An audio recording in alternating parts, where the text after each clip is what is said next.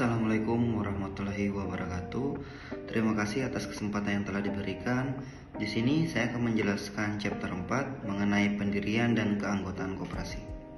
Sebelumnya dengan saya Hadi Wijayanto Rajab, mahasiswa Unsurya Fakultas Ekonomi Prodi Akuntansi dengan dosen pembimbing Dr. Sri Yanti Yosepa SPD MM.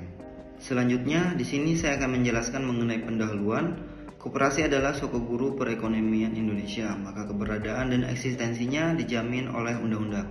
Pada umumnya masyarakat kurang memahami tentang kegiatan usaha koperasi. Karena banyaknya yang tidak memahami, maka banyak yang memilih bentuk perusahaan perseorangan ataupun perseroan.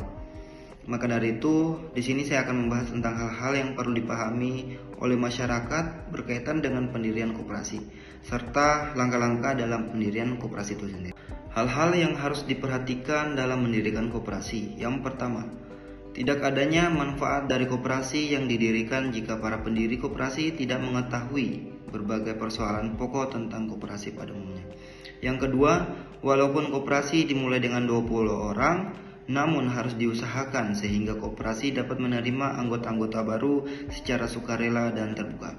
Yang ketiga, koperasi tidak mungkin dapat mencapai tujuannya dalam jangka pendek, melainkan memerlukan waktu yang cukup lama.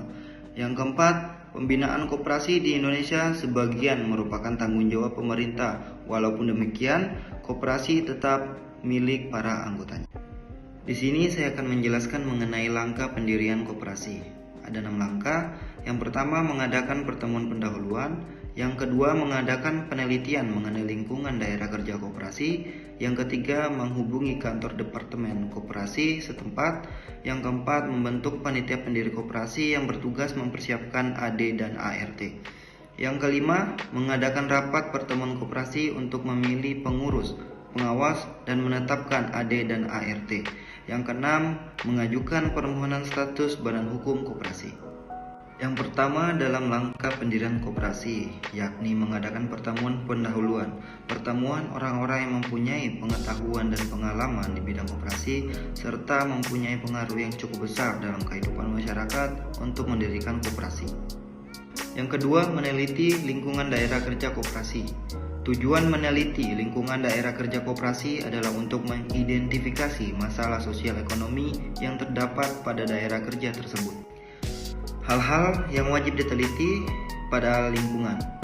Yang pertama, masalah rata dan tidaknya tingkat penghidupan rakyat. Yang kedua, masalah yang dialami rakyat dalam memenuhi kebutuhan sehari-hari.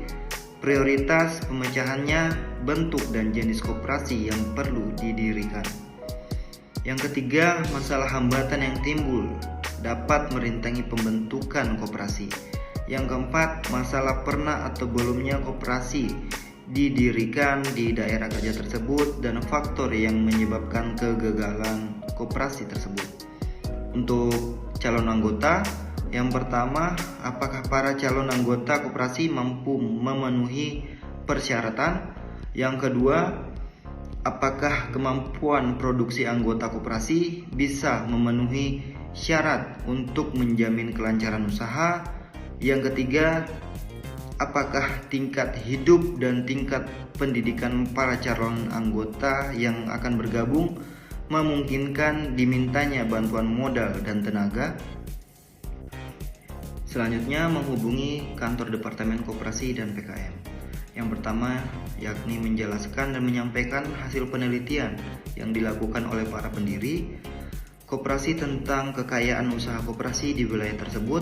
Yang kedua, membahas anggaran dasar, hubungan pemerintah dengan koperasi, seperti pemberian bantuan teknis, permodalan, dan hal lainnya. Selanjutnya, untuk menyusun anggaran dasar dan anggaran rumah tangga koperasi. Sesuai pasal 8 Undang-Undang Nomor 25 Tahun 1994, yang pertama, daftar nama pendiri.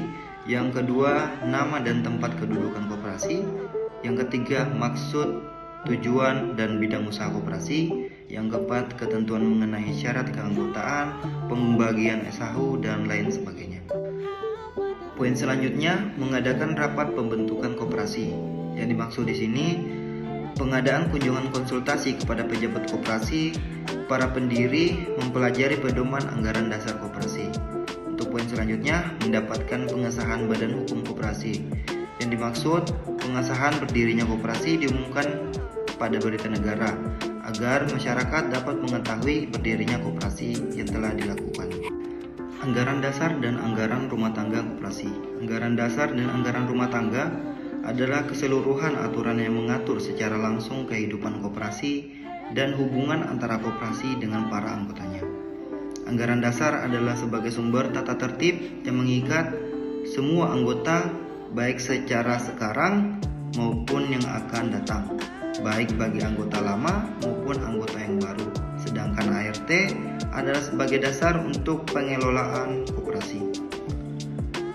Sesuai dengan ketentuan yang terdapat dalam Undang-Undang Nomor 25 Tahun 1992, salah satu syarat pendirian koperasi ialah tersedianya 20 orang anggota. Di sini saya akan menjelaskan mengenai keanggotaan koperasi. Yang pertama, sifat keanggotaan koperasi. Keanggotaan koperasi pada dasarnya bersifat sukarela dan terbuka.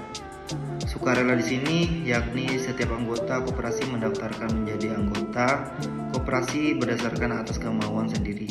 Sedangkan terbuka yaitu setiap orang yang mampu dan memenuhi syarat-syarat keanggotaan suatu koperasi dapat diterima menjadi anggota koperasi itu. Yang kedua, hubungan antara anggota dengan usaha koperasi. Di sini menjadi anggota koperasi adalah untuk meningkatkan kesejahteraan hidupnya. Hak dan kewajiban anggota koperasi. Untuk hak, yang pertama, hak untuk menghadiri, menyatakan pendapat, dan memberikan suara dalam rapat anggota. Yang kedua, memilih atau dipilih menjadi pengurus. Yang ketiga, meminta diadakan rapat anggota menurut ketentuan-ketentuan dalam anggaran dasar.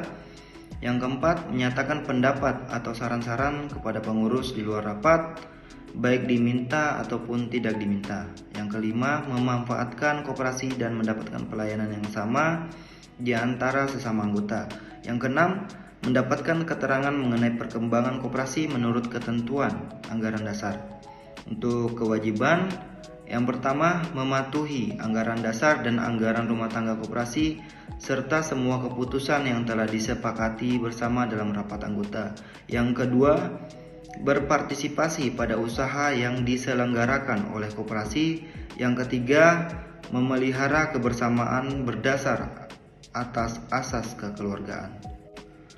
Selanjutnya, mengenai tata cara pembubaran koperasi. Yang pertama, pembubaran atas kehendak sendiri. Langkah-langkah pembubaran koperasi ini atas dasar kehendak para anggotanya. Yang kedua, pembubaran atas kehendak pemerintah. Pembubaran atas kehendak pemerintah hanya dilakukan bila koperasi telah benar-benar terbukti melanggar undang-undang atau peraturan yang berlaku. Selanjutnya, mengenai tata cara pembubaran koperasi. Yang pertama, pembubaran atas kehendak sendiri. Langkah-langkah pembubaran koperasi ini atas dasar kehendak para anggotanya. Yang kedua, pembubaran atas kehendak pemerintah. Pembubaran atas kehendak pemerintah hanya dilakukan bila koperasi telah benar-benar terbukti melanggar undang-undang atau peraturan yang berlaku. Yang ketiga, tata cara pelaksanaan pembubaran. Surat keputusan pembubaran koperasi yang disertai penunjukan panitia penyelesaian akan dikirim kepada orang-orang yang bertindak sebagai penyelesai koperasi. Dalam menjalankan tugasnya, panitia penyelesai berdasarkan hal berikut. Yang pertama, bukti-bukti yang ada pada koperasi yang akan dibubarkan. Yang kedua, ketentuan-ketentuan yang ditetapkan di dalam anggaran dasar koperasi yang bersangkutan. Yang ketiga, keputusan-keputusan yang berlaku dan kaitannya dengan pembubaran. Demikian penjelasan dari saya mengenai pendirian dan keanggotaan koperasi. Terima kasih. Wassalamualaikum warahmatullahi wabarakatuh.